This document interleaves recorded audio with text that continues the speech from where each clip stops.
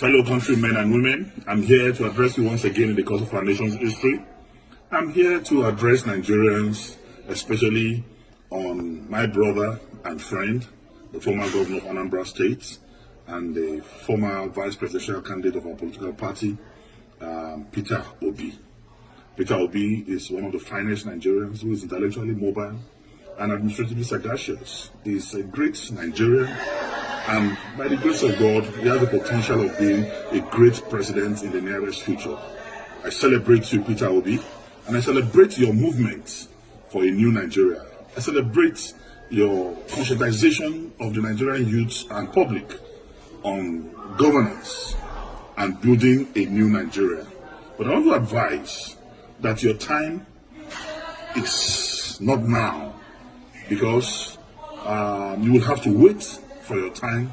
I've listened to your postulations, I've listened to your arguments, I've listened to your deliveries, I've listened to your campaigns, and I can say that 90% of your campaign is dwelling on reducing the cost of governance.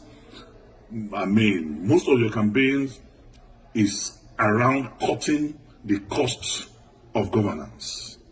And I want to tell you that the problem of this country is beyond just cutting the cost of governance. The problem of this country is beyond reducing the cost of governance. I'm not saying that it's deceptive, I'm not saying it's pretentious, but I'm telling you that it is less than 1% of our national problem. Beyond cutting the cost of governance, and I want to say that cutting the cost of governance, you don't need to be a president to cut the cost of governance. If you have a very effective Minister of Finance, you have a very effective Minister of Budget and Planning, you have a very effective CBN governor, you can cut governance. You have a very effective chairman of the economic team. You can cut governance with the cooperation of a president. But I want to say that that is not our major problem today in this country. What we need today in Nigeria is to unify this country.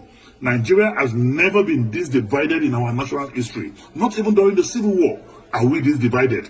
There is no trust between the North and the South. There is no trust between the East and the North. There is no trust between the West and the South and the Southeast. So we need one character who have the capacity and capability to unite us together as a nation first. Because we need to first believe in ourselves as people. We need to believe in our unity. We need to believe in our togetherness, even before we can make progress. Because without unity, there can be no peace. And without peace, there can be no development. So first, we need a unifier. Who can unify this country? Today, I want to ask sincerely, Peter Obi and his supporters, can Peter Obi be trusted by a typical Katsina man or somebody from the northern part of this country? Can he be trusted as an Igbo man by Middle Belters, by core northerners? The answer, in every sincerity of purpose of heart and commitment, is no. So we need one Nigeria who is going to be trusted by every part of this country, who the North will believe in, who the South will believe in.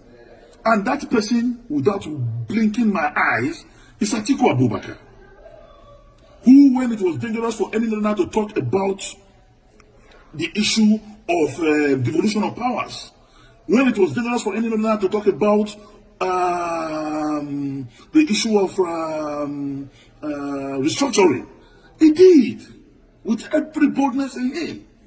Today, Atiku Abubakar married a Yoruba man, have Yoruba sons. Atiku Abubakar married Igbo woman, he has Igbo children. Atiku Abubakar married Hausa woman, he has Hausa children. Married a Fulani woman, he has Fulani children. He's a pan-Nigerian, he's a true African Nigerian man. Only him, among those who are candidates of presidential, who are candidates of any political party today, seeking for the presidency of this country, have the capacity and potential to bring us together as a nation.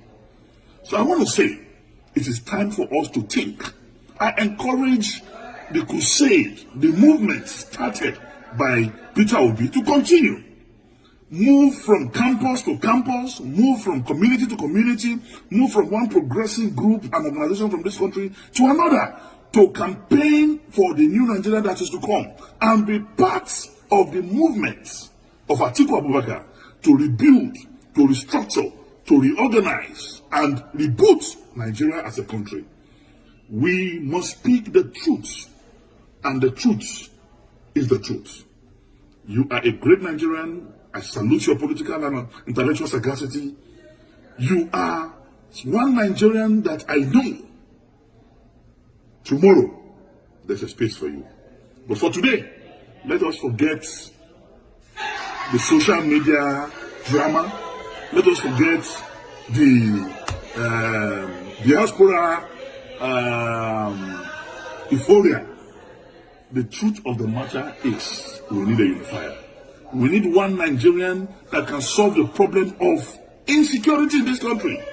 We need a Nigerian that will have intel from every security facet of our national life. We need a Nigerian that will get intel from Cameroon, from Chad, from Mali, from Benin. We need a Nigerian that has that capacity to solve the problem of Boko Haram, banditry, and kidnapping, because he has intel and connection with the security network in the South African region. And that's Nigerian today. It's Atiku Abubakar.